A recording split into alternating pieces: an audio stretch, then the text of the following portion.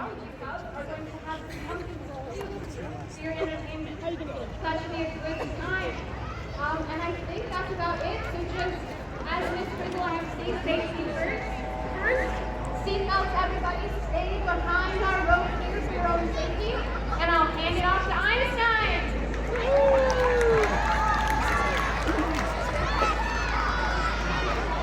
Welcome everyone to the big event! My name is Albert Einstein. I will be your host this afternoon. Today I have invited you to some old friends of mine to help explain to all of you the progression of science. I hope by the end of the time here today that you will have a richer, deeper understanding of the wonderful thing we call gravity.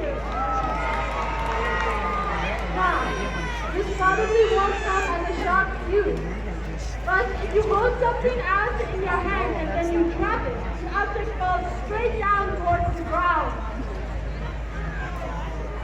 In 330 BC, a good friend of mine, Aristotle, had some novel ideas about objects falling the way that they do. Let's all welcome him with a big round of applause!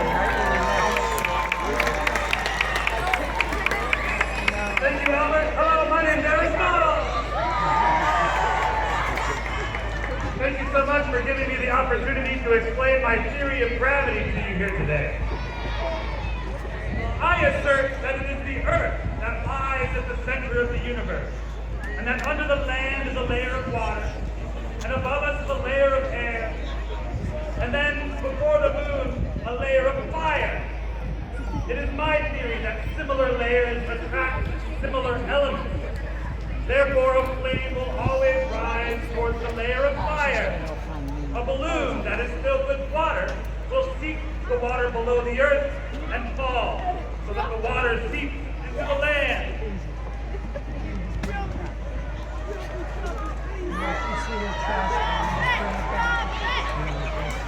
Now, let us get to the classic case of a pumpkin and a feather.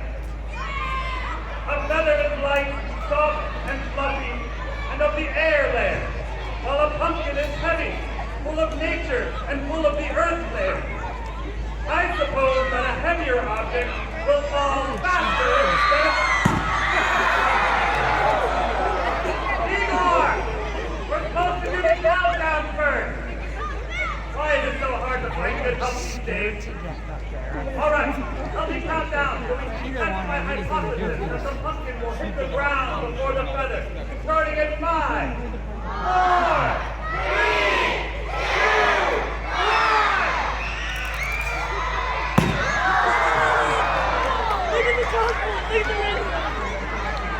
As I predicted, the pumpkin landed first.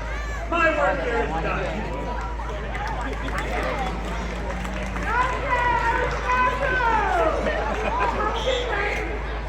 Let's give him a round of applause!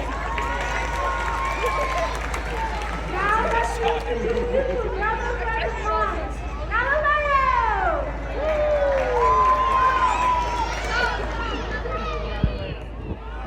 Thank you!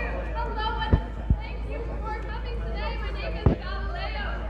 I like Aristotle next time, but I want us to all participate in the experiment and test his theory more robustly. According to him, a pumpkin filled with feathers must fall slower than a normal pumpkin, since the feathers are of the air layer, and the pumpkin are of the earth layer. Let's test this one out, okay? Count down with me for 5, 4, 3, 2, 1.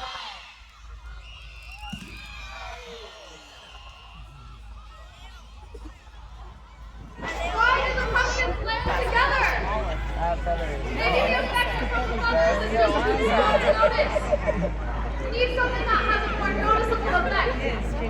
Meaning, one pumpkin, one is full of water, and another is full of feathers. Sorry, where am I?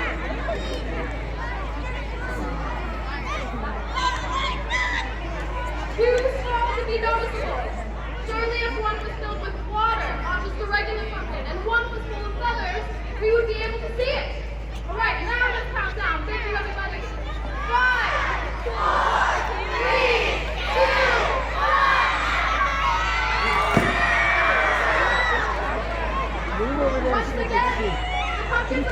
is around the same time. Wait. My theory will be validated if we test it using a pumpkin filled with something of an even higher layer. Fire!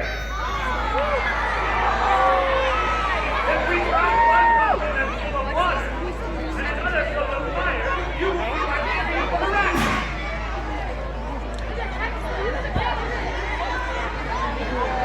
Okay, Igor, prepare the flaming pumpkin.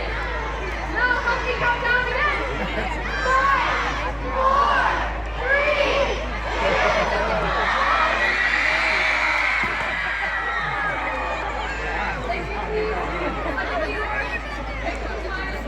I see it.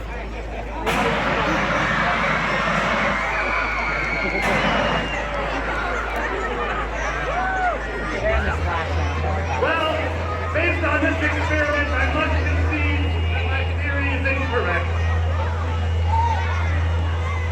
Marvelous.